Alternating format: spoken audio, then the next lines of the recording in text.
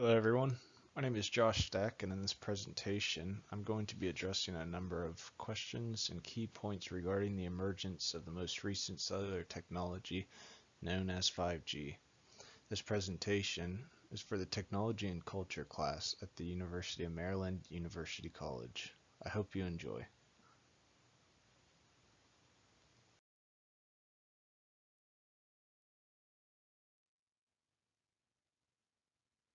Okay, so a quick overview. There's going to be quite a bit of material covered throughout this presentation. At the end of it, I hope the viewer comes away with a better understanding of what 5G is. I will begin by giving a basic, non-technical overview of the technology itself, and then go deeper into addressing some of the following questions. What problem does 5G seek to solve? Whose problem is it? Which people and institutions might be most seriously harmed by 5G, and which might be helped?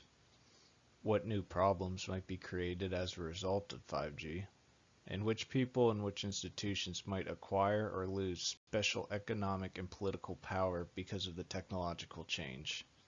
Let's begin.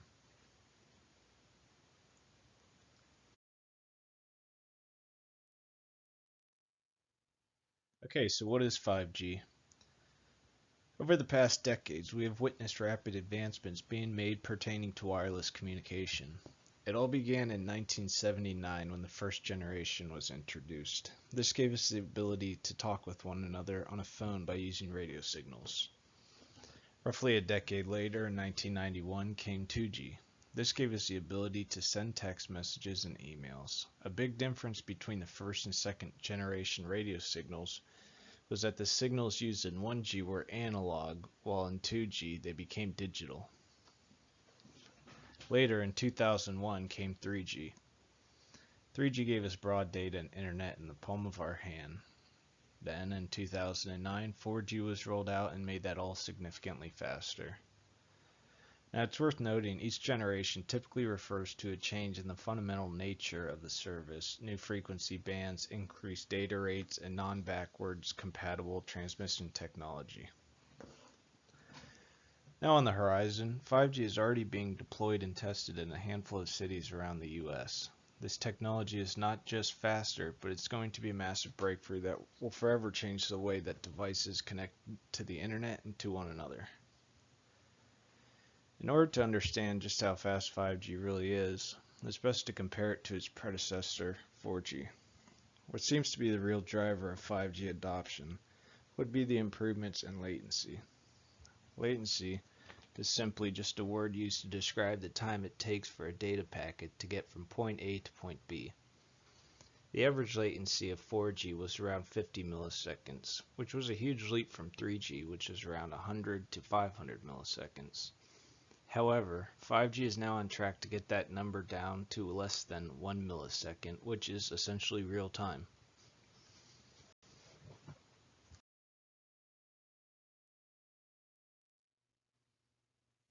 Okay, so what problem does 5G seek to solve, and whose problem is it? Well, the main prospect of 5G is going to be the Internet of Things.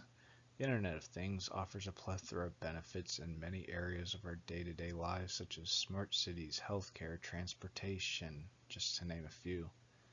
By the year 2020, it is estimated that there will be more than 20 billion connected devices, of which all will require a connection with great capacity.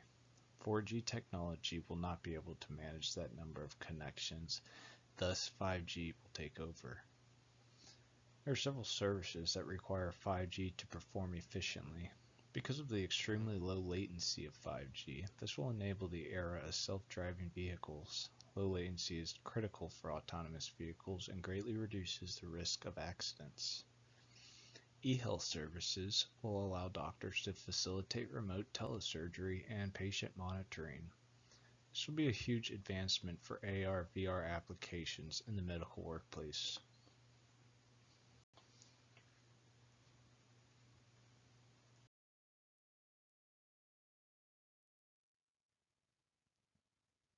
What new problems might come of 5G? 4G networks use frequencies that are below 6 GHz. Many believe these frequencies can be linked to a number of disorders. On the other hand, 5G uses significantly higher frequencies, ranging anywhere from 30 to 300 gigahertz. These frequencies are critical for the network to support a large capacity for fast data, although we aren't really certain whether or not they pose a threat to the public. A number of studies have been done which show radio frequency electromagnetic fields, also known as RF-EMF, to induce oxidative stress, which can be linked to onset and the progression of several cancers. In 2011, the International Agency for Research on Cancer classified RF-EMF as a possible carcinogen to humans. Epidemiological studies provided supportive evidence of increased risk for head and brain tumors. There are currently several campaigns against 5G technology. One of the largest is the International Appeal to Stop 5G on Earth and in Space. This petition currently has over 30,000 signatures from environmentalists and other scientists, as well as health professionals. In 2017, over 255 reputable scientists submitted a letter to the FCC opposing their plan to streamline approval of 5G infrastructures. All of the scientists have peer-reviewed publications on electromagnetic fields. The letter specifically calls on the FCC to critically consider the potential impact of the fifth-generation wireless infrastructure on health and safety of the U.S. population before proceeding to deploy this infrastructure.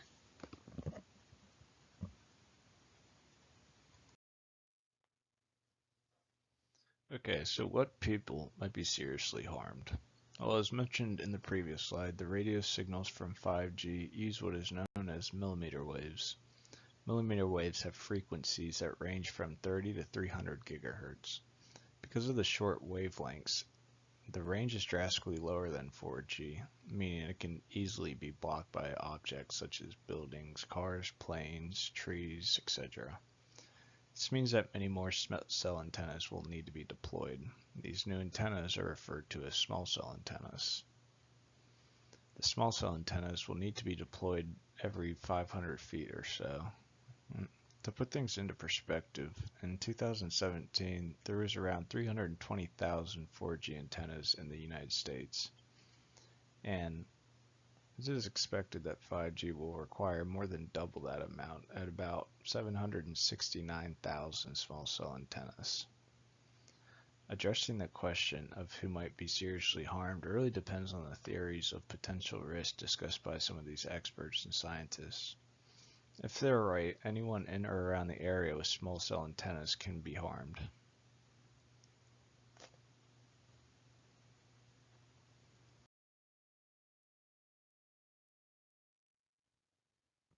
Okay, so what sort of people and institutions might acquire or lose political power? Well, network providers all over the world are in a race to be the first to deploy 5G. Much like the space race back in the 50s and 60s, the race to 5G is very critical. The current contenders are the United States, South Korea, Japan, India, and China, just to name a few. But why is this race so important? Whoever gets to 5G the quickest will have the fastest and most reliable networks on Earth, which will create new economic opportunities and businesses for them.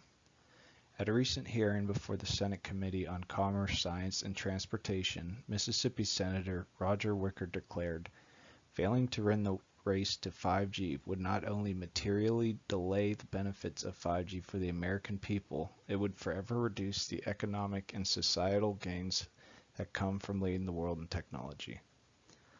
So who's currently winning the race? Well, it's safe to say that China is winning by a decent margin. The major Chinese carriers have promised to create fully operational commercial networks by the year 2020. To put things more into perspective, the US has built roughly 30,000 5G compatible cell towers. China, on the other hand, has constructed close to 350,000. Economically, the US and China are very dependent on one another. To sum things up, if Asia beats the US to 5G, our economy will suffer greatly while China will benefit economically, militarily, and politically.